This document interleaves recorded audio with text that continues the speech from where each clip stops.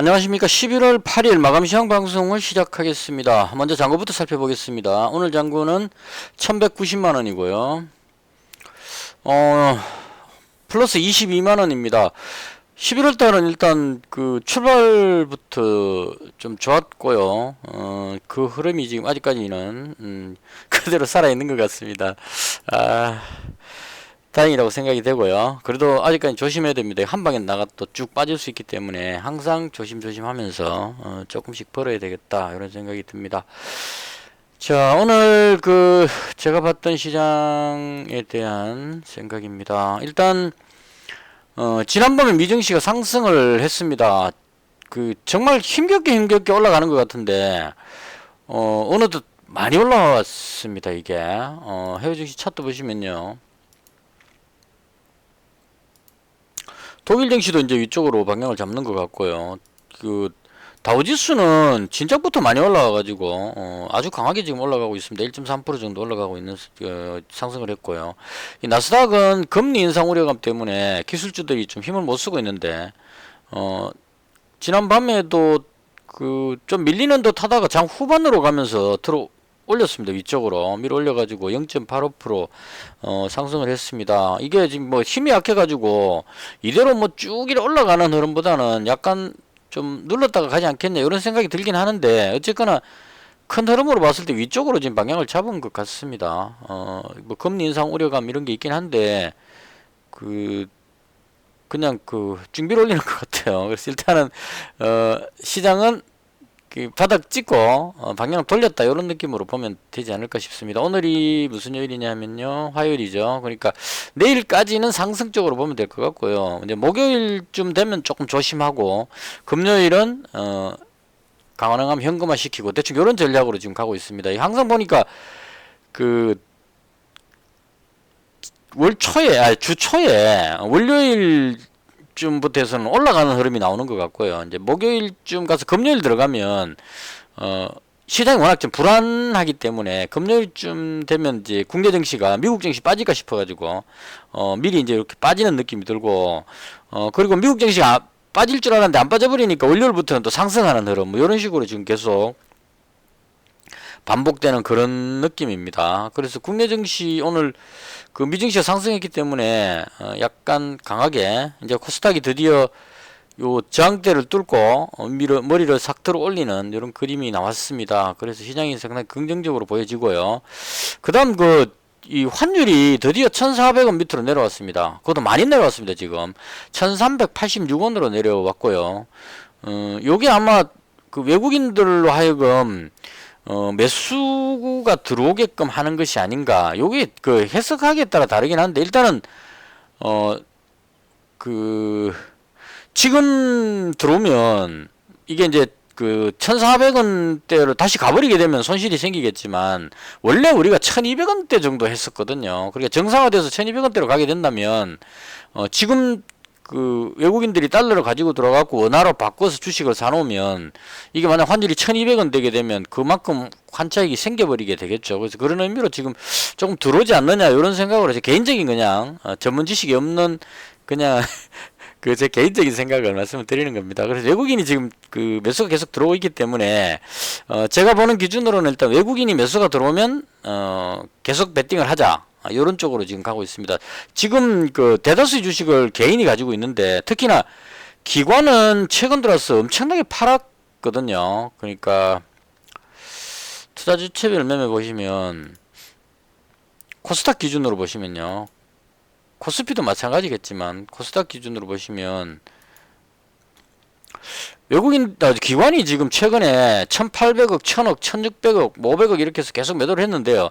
이 매도했는데도 불구하고 외국인이 계속 매수를 해버리니까 이게 코스닥 지수가 안 빠지고 그냥 방어가 돼버렸습니다. 그래서 연준에서 금리 발표하기 전날부터 기관들이 막 던졌는데요. 여기서부터 던지기 시작했는데 지수가 안 내려가 버렸어요. 안 빠져버리니까 이제 약간 당황해가지고 제가 봤을 때 내려가야 이제 밑에서 잡을 건데 안 내려가고 또 올라가 버리니까 거꾸로 이제 주식 다 팔아놨는데 지금 올라가 버리면은 기관들은 주식이 없으면 안 되죠. 투자하는 기관 투자가가 주식이 없다는 건 말이 안 되니까. 그래서 뒤늦게 이제 사태 파악을 해가지고 안 빠지는구나 이래갖고 이제 오늘 매수가 들어온 것이 아닌가 기관이 그렇게 생각이 됩니다. 그래서 외국인은 지금 계속 매수가 들어오고 있는 것 같고요. 그 외국인 매수가 들어오는 데서 기관까지 매수해버리니까 지수가 위로 오늘 1.83% 정도 가볍게 싹 올라가 버립니다. 이거 그러니까 지금 외국인 기관이 그냥 상급이 매수해버리면 웬만하면 올라가 버리게 됩니다. 이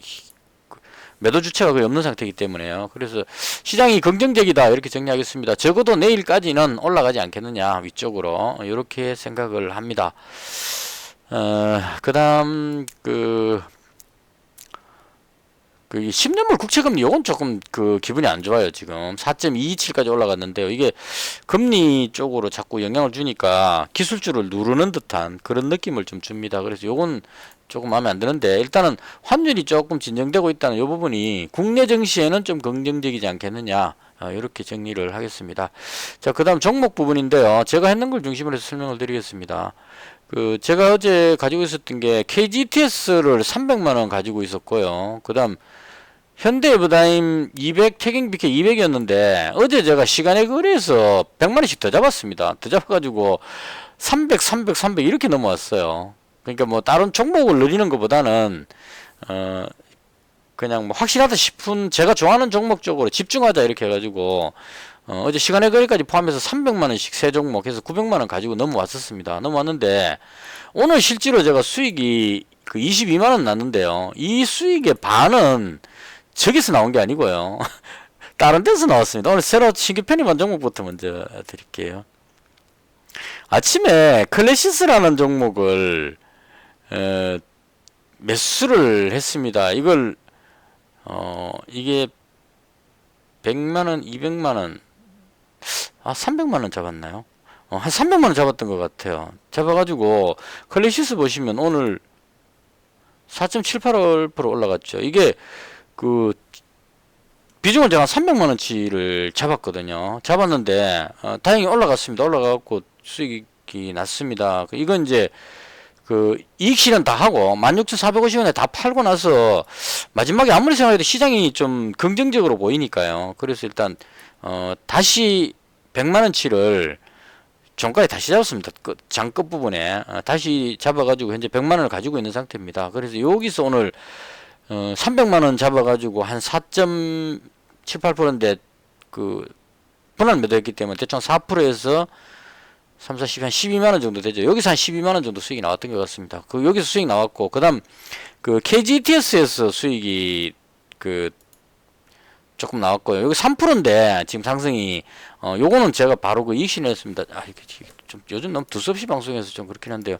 신규로 오늘 잡은 종목이 클래시스입니다. 요거는 300만원 잡아서 이익 실현하고 다시 100만원치를 현재 가지고 있는 상태입니다. 화장품 관련주인데요. 여기 단순하게 화장품만 있는 게 아니고 화장품하고 미용 뭐 관련한 어떤 이런 것들을 취급하는 것 같습니다. 영업이익률이 상당히 높기 때문에 항상 얘가 좀 강한 느낌이었었어요. 화장품 관련주 중에는 보시면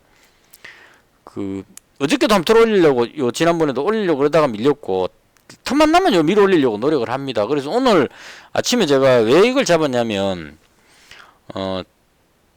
300만원씩 세 종목 가지고 있고 나머지 현금이 200 몇십만원 정도 있었거든요. 그래서 이걸 가지고 이제 어떤 종목을 잡을까 해서 막 고민하다 보니까 얘가 딱 눈에 띄었어요. 그래서 이제 이 상황이었거든요.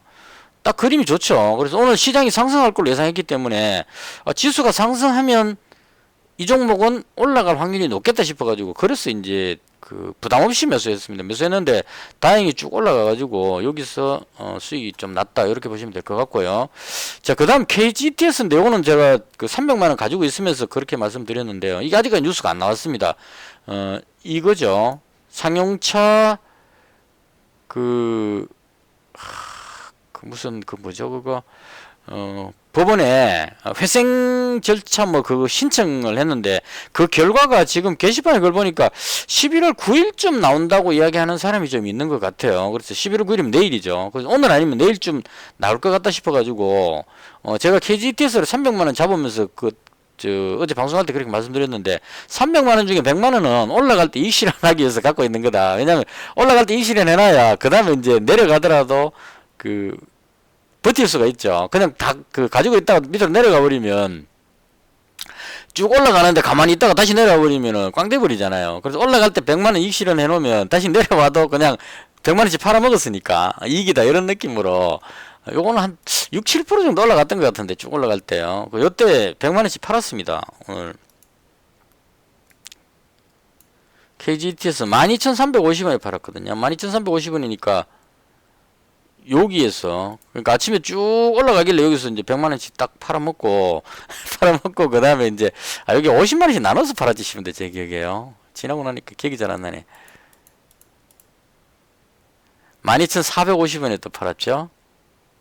여기네요. 그러니까 여기서 50만 원 팔고 그 다음에 계속 기다렸다가 다시 올라갈 때 여기서 다시 50만 원 팔고 해서 100만 원을 이익 실현했습니다. 이익 실현하고 현재 지금 200만 원을 남겨놓은 상태입니다. 요거는 내일쯤 뭡니까 법원에 어떤 결과치가 나오겠죠. 아마 이번 주에 나온다고 했던 것 같은데 나와서 회생안이 가결돼갖고 상용차가 거래 재개가 된다는 뉴스가 딱 나오면 아마도 대다수의 사람들은 호재로 생각해갖고 매수가 들어올 가능성이 있을 겁니다. 그래서 매수 나오면 쭉 올라오면 대충 한 요 정도 오면은 저도 이제 200만원 가지고 있으니까요.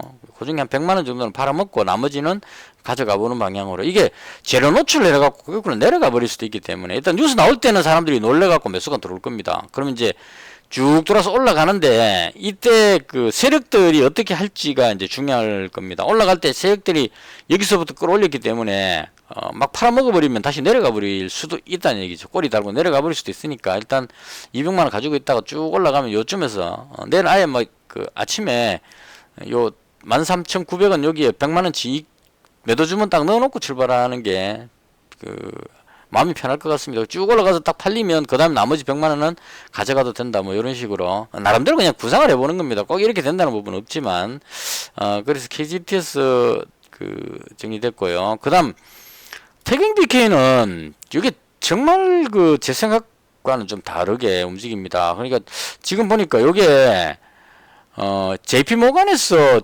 지난번에 이거 내려올 때요. JP모간에서 엄청나게 많이 팔았습니다. 제가 여기 손절했었는데 여기서 손절했습니다. 여기 잡았다가 엄청나게 많이 빠져갖고 여기 손절해갖고 되게 가슴 아팠던 종목입니다. 이게 실적도 좋고 한데 내려올 종목이 아닌데 이걸 패대기를 쳐버립니다. 그냥 그때 JP모간이었거든요. 얘 JP모간은 제가 봤을 때 아주 지저분합니다. 외국계 증권사 치고 이렇게 지저분한 증권사는 처음 봅니다. 이건 개인들 단타 치는 것도 아니고 완전히 그냥 그러니까 나타나면 조심해야 됩니다. JP모간이 매수했는데도 사람들이 잘 안 따라 들어옵니다. 이제 왜냐면 얘 들어오면 올라가면 JP모간이 매수해갖고 쭉 올라가잖아요. 쭉 올라가면 바로 뒤도 안 들어보고 매도해갖고 확 팔아먹고 빠져봅니다. 그렇기 때문에 사람들이 이제 안 속는다 이런 느낌으로 JP모간 매수 들어오면 반응을 안 하죠. 근데 JP모간이 매도하려 그러면 퍼뜩 팔아버리는 식으로 이런 식으로 아주 나쁜 외국계 증권사다 이렇게 개인적으로 저는 그렇게 생각합니다. 일단 그래서 얘가 여기서 팔아가지고 이만큼 뺐습니다. 하루에 그때 한 40몇만 주인가 팔았던 것 같은데요. 뺐습니다. 근데 이걸 다시 또 매수를 하면서 끌어올리고 있다는 거죠. 이건 외국인들이 하는 패턴은 이런 식으로 하면 안 되거든요. 이렇게 팔아먹을 때는 언제고 다시 또 산다는 거는 단타 쳤다는 얘기밖에 안 되거든요. 그래서 이런 식으로 돈 가지고 한마디로 돈질이죠. 이거 배팅으로 해갖고 개인들 털어먹고 땡겨 올리고 하는 이런 장난을 치는 이런 증권사는 진짜 세무조사를 하든지 해갖고 완전히 탈탈하면 털어줘야 됩니다. 이거 아주 나쁜 놈들입니다. 개인적으로 개인적인 볼 때마다 하여튼 좀 흐름이 이상해가지고 이거 왜 이러지 싶을 때 보면 이 JP모간이 항상 있습니다. 보면 그래서 어쨌거나 제가 말씀드리고 싶은 거는 이게 내려오는 이게 아무래도 좀 아닌 것 같거든요. 억지로 그냥 던져갖고 눌렀던 것 같고요. 지금 올라가는 이게 정상인 것 같은데 이제 한번 당해놓으니까 올라가도 서도 못 들어가는 겁니다. 그러니까 저도 마찬가지예요. 이거 가지고 있으면서도 조마조마해가지고 300만원치 가지고 있다 100만원 비중을 줄였습니다. 이거 오히려 찜찜해가지고 그래서 가지고 있으면서도 불안한데 일단은 이 종목은 실적 때문에 들어와 있습니다. 그러니까 실적이 좋기 때문에 3분기 실적 발표 나왔을 때 어느 정도 나오는지 한번 보고 싶어가지고 이제까지 2분기까지 실적이 아주 좋았기 때문에 3분기에도 2분기 정도 나오면 진짜 스프라이즈죠. 보시면 2021년도보다 2022년도의 예상 매출하고 영업이익이 상당히 높게 잡혀 있습니다. 그래서 이번 3분기 때 나오는 거 보면 이게 가능할지 안 할지 이제 가늠이 될 것 같거든요. 그래서 실적이 좋게 나오면 5,800원은 좀 너무하다 싶어가지고요. 좀 올라가지 않겠느냐 그런 느낌으로 현재 그 300만원 가지고 있다가 오늘 안 되겠다 싶어서 100만원 비중 줄였습니다. 이 밑으로 밀릴 때. 그래서 현재 200만원 가지고 있는 상태고요. 그 다음 그 현대해버다임인데요.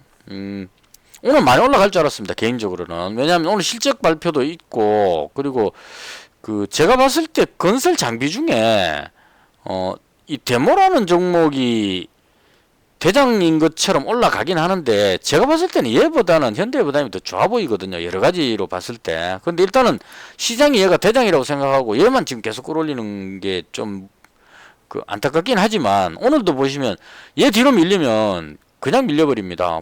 그 데모가 이렇게 쫙 올라가면 현대해보다는 뒤를 따라가요.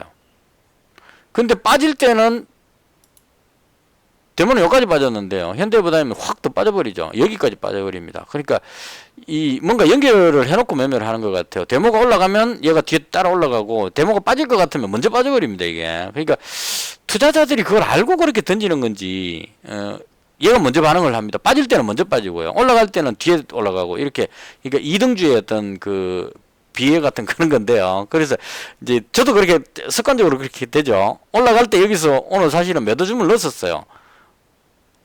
600원인가 주문 넣었는데 안 올라가고 뒤로 밀려버려가지고 한번 못 팔았습니다. 아침에 못 팔고 그 다음 계속 가지고 있어갖고 지금 300만원에서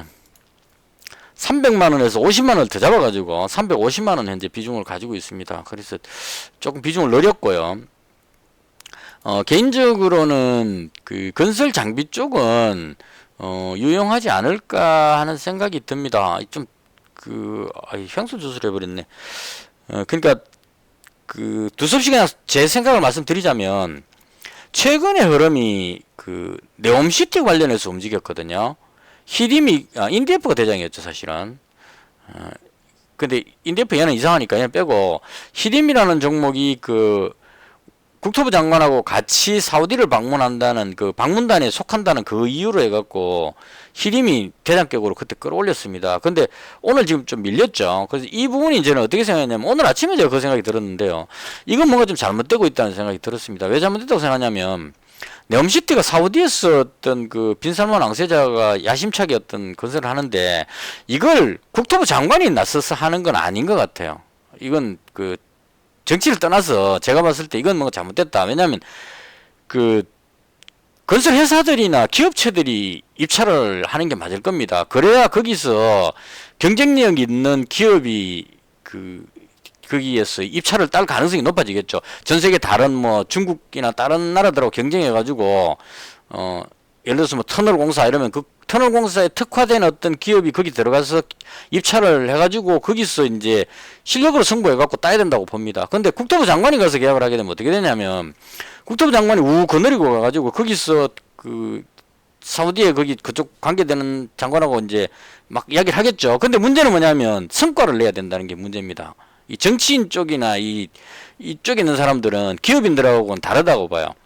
무조건 이 계약은 따야만 한다 이런 국가적인 차원에서 아니면 자기 명성으로 다음 대통령 한번 해보려면 이건 따야 된다 이렇게 생각하기 때문에 그 정상적으로 경쟁에 의한 입찰보다는 딜을 할 가능성이 높아진다는 얘기죠. 그러니까 예를 들어서 이거 이렇게 하면 또 정치 이야기 될 것 같으니까 예를 들자면 우리나라가 월드컵 축구 때 그 히딩크 때 2002년 월드컵 때 가장 잘했습니다. 근데 감독이 한국 감독을 하게 되면 항상 망합니다. 그게 한국 감독이 실력이 없어 그런 게 아니고요. 한국 감독이 대표팀을 맡으면 그 무슨 협회라든가 무슨 이쪽 사람들이 그 감독한테 압력을 넣는다는 거죠. 내 아는 사람 누구의 옆에 누구가 선수가 한 명 있으면 얘 좀 띄워주라 이런 식으로 들어오기 때문에 안 되죠. 근데 히딩크는 된단 말이에요. 왜냐면 정권을 가졌기 때문에 뭐 대통령 아들이라도 안 돼 이러고 잘라보고 그냥 자기 마음에 드는 사람 실력 딱 보고 그냥 뽑아봅니다. 그러니까 그게 되는 거고 국내 감독 뽑아놓으면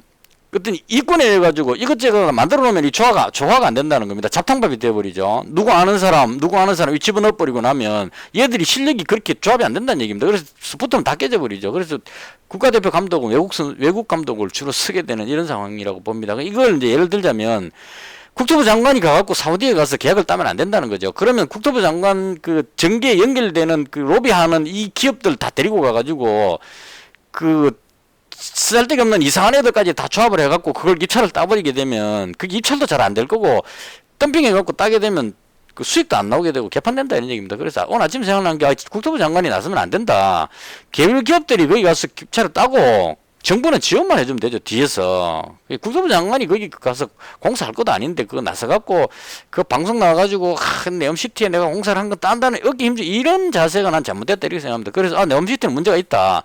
히림이 왜 대장으로 올라가는지 자체가 이해가 안 된다는 얘기입니다. 왜냐면 유신이라든가 이런 회사들은 실제로 지금 네옴시티에서 공사를 하고 있는데 그 사우디에서 이미 진출해 있다는 얘기죠. 그럼 이런 회사들이 중심이 돼야 되는데 뜬금없이 히림이라는 이 회사가 가고 이거 같이 따라가는 식으로 뭐 상용건설 개사고 뭐 이상한 그러니까 인디애프가 막 상한가 막 올라가고 이런 현상이 생기는 이 자체가 망조다 이런 생각이 들었습니다. 그래서 네옴시티 쪽은 좀 조심해야 되겠다 이런 생각을 했습니다. 이 얘기를 왜 했냐면 나 이게 이 말 하려고 그랬던 건 아닌데 그래서 제가 생각한 게 이쪽으로 잘못 들어갔다가 그 잘못하면 이게 폭망할 것 가능성도 있다. 그래서 이쪽 가지 말자 해가지고 생각이 뭐냐면 차라리 우크라이나 쪽에 재건 사업 쪽으로 가자. 왜냐면 우크라이나에서 지금 러시아가 많이 밀리는 것 같으니까. 그리고 그 바이든 참모하고 그 푸틴 참모하고 이렇게 그 뭐 이렇게 만났다는 뉴스도 있었던 것 같아요. 그래서 이제 물밑에서 뭔가 작업을 하는 것 같아요. 그리고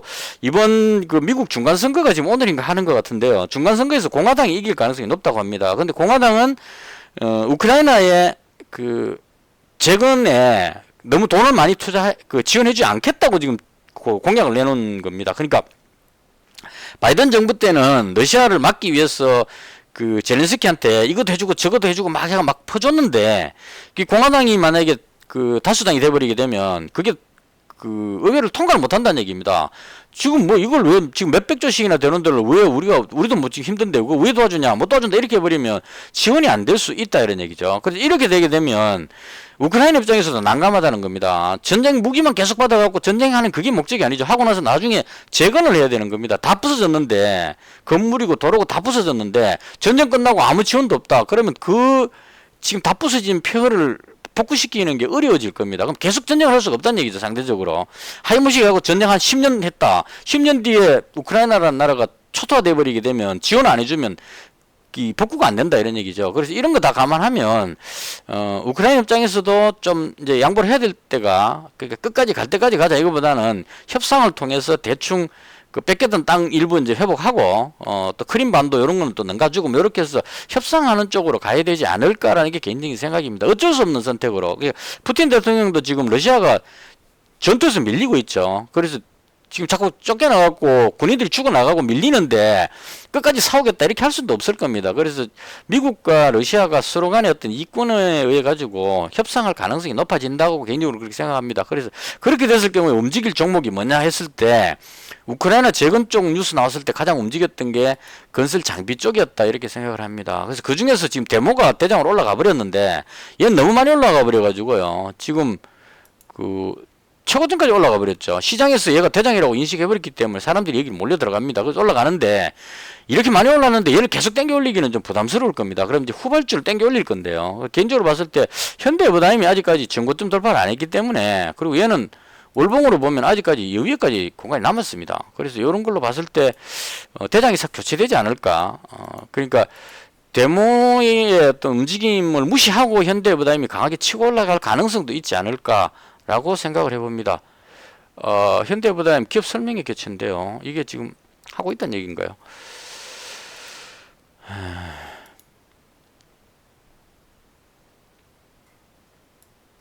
실적 나왔네요.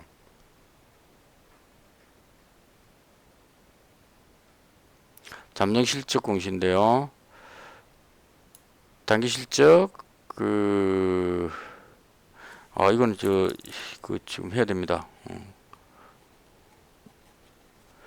전기보다는 늘었다가 되고요. 매출, 영업이익이 이게 단위가 얼마죠?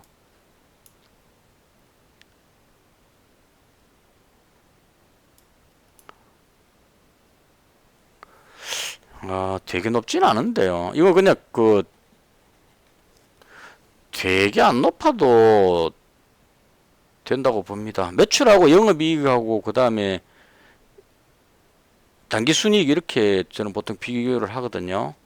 딱 적어놓고 그 다음에 이제 요거를 여기 딱 돌아서 보면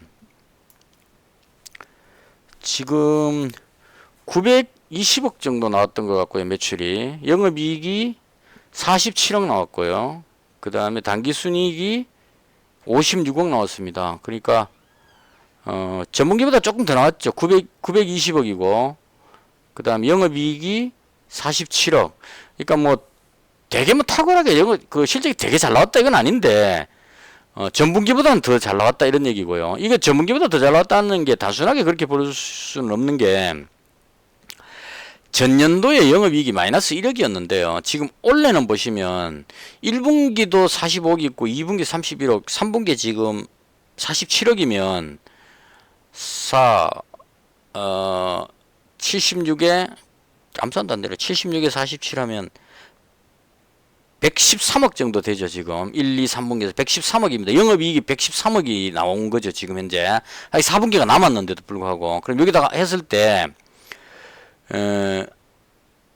현재까지 3분기까지 해갖고 매출이 270억에 113억이 영업이익이 나왔다는 겁니다. 그럼 전분기하고 비교해보면 엄청나게 향상됐다 이렇게 볼 수 있죠. 그 4분기까지 이렇게 나오게 되면 3,600억에 한 150억 정도 영업이익 정도 나올 수 있다 이렇게 볼 수 있을 겁니다. 그럼 이렇게 해서 보면 실적이 엄청나게 향상됐구나 라고 볼 수 있다 이런 얘기입니다. 유동물량도 그렇게 많지 않은 편이고 두루두루 괜찮아 보입니다. 현재도 괜찮아 보이는데 문제는 이제 이게 테마주기 때문에 실적에 그렇게 연연하지 않는다는 요건 조금 한계입니다. 시간에 다닐까 한번 볼까요? 별로 반응 안 나오죠. 그 정도 뭐 실적 가지고 뭘 어디 갖다 대느냐 이런 느낌으로 반응이 별로 없는 상태입니다. 이거는 하네요. 일단은 테마로 움직이니까 러시아 우크라이나 쪽의 어떤 협상 기대감 이런 걸로 해서 지금 여러 가지 종목 중에 지금 뭐 현대두산 인프라 이 종목도 보시면은 올라가는 거 보면은 이 외국인들이 매수가 들어와서 이런 현상이 나오는 건데요. 하루도 안 쉬고 계속 위로 올리고 있습니다. 여기서부터 여기까지 조금씩 꾸준하게 올라옵니다. 그 다음 현대건설기계 이 종목도 여기서부터 쫙 올라가고 이 두 종목이 지금 올라가는데 이렇게 올라가는 거는 이제 저같이 소액 가지고 매매하는 사람 입장에서는 조금 부담스럽습니다. 이거 하루 2, 3%씩 계속 기다린다는 게 좀 그렇거든요. 그래서 올라갈 때 그냥 강하게 그냥 한번 쫙 빼올리는 뭐 이런 쪽 스타일로 보자면 오히려 얘가 낫지 않을까 이런 생각이 들어서 데모 같은 종목도 보시면은 올라갈 때 강하게 길게 한번 올라갔었으니까요. 그래서 요 종목에 현재 비중이 실적이 뭐 되게 탁월하진 않네요. 350만원 정도 현재 가지고 있는 상태입니다. 그래서 시간에 걸려서 반응이 없네요. 저걸 보고도. 그래서 일단은 뭐 아쉽지만 일단 새로운 재료가 나오기를 기대하면서 그래서 가지고 있는 상태고요. 빨리 방송 마쳐야 되겠다. 지금 너무 지루하게 길게 했다. 그 다음 마지막에 종가에 두 종목을 더 잡았습니다. 뭐 잡았냐면 유신 100만원 잡았고요. 그 다음에 유신 100만원 잡았고 도화 엔지니어링 100만원 잡았고 이렇게 해서 추가로 두 종목을 더 잡았습니다. 그러니까 유신하고 도화 엔지니어링 이렇게 잡았습니다. 요거는 왜 잡았냐면 도화 엔지니어링은 우크라이나 쪽에 우크라이나 재건 쪽 이야기할 때 거의 대장으로 움직였던 종목이었고요. 그 다음 유신이라는 종목은 이번에 다른 종목 다 올라갈 때 못 올라갔기 때문에 저는 네옴시티 쪽에 이 유신이 가장 괜찮은 종목이라고 생각을 합니다. 현재 공사하고 있기 때문에 정부에서 이상한 짓만 하지 않는다면 얘가 수주를 할 가능성이 높지 않을까 그런 생각이 들었어. 그리고 이때 액면가가 또 5천원짜리기도 하고 그래서 이 종목을 일단 1차적으로 100만원 잡았습니다. 내려오면 조금 더 잡아보려고. 그래서 이 종목이 요번에 다른 거 상승할 때 시림하고 급등하고 있을 때 혼자서 못 올라가고 뒤로 밀렸습니다. 그래서 요 정도 조정 받았으면 올라가지 않겠느냐 이런 의미로 잡았습니다. 방송이 지금 좀 두섭이 해버렸는데요. 그래서 현재 지금 가지고 있는 게 하나, 둘, 셋, 넷, 다섯, 여섯 종목이고요. 비중이 거의 1070만 원이니까 현금이 거의 없는 상태일 겁니다, 아마. 그래도 현금이 한 120만 원 정도 있네요. 요렇게 해서 시장이 아직까지는 괜찮아 보이니까 좀 자신있게 배팅을 한번 해봤습니다. 해가지고 꺾이면 복 그때 가서 이제 손절하면 되니까 그런 의미로 일단 요렇게 매매를 했습니다. 여전히 아직까지 시장은 확실하게 확 올라간다 이런 느낌보다는 어려운 상황인데도 조금씩 밀고 올라가는 그런 형태의 시장이 아닐까라고 생각을 해봅니다. 이것을 해서 오늘 제가 봤던 시장에 대한 설명을 모두 마치겠습니다. 그리고 댓글에 뭐 종목 주셨었는데요. 참고로 잘 보고 있습니다. 일단은 여러 가지 의견이 있으시면 댓글 주시면 제가 참고를 해가지고 제가 또 이야기할 수 있는 부분이 있으면 또 같이 또 대화를 해보는 식으로 그렇게 해보도록 하겠습니다. 이것을 해서 오늘 방송을 모두 마치겠습니다. 시청해 주셔서 대단히 감사합니다. 마치겠습니다.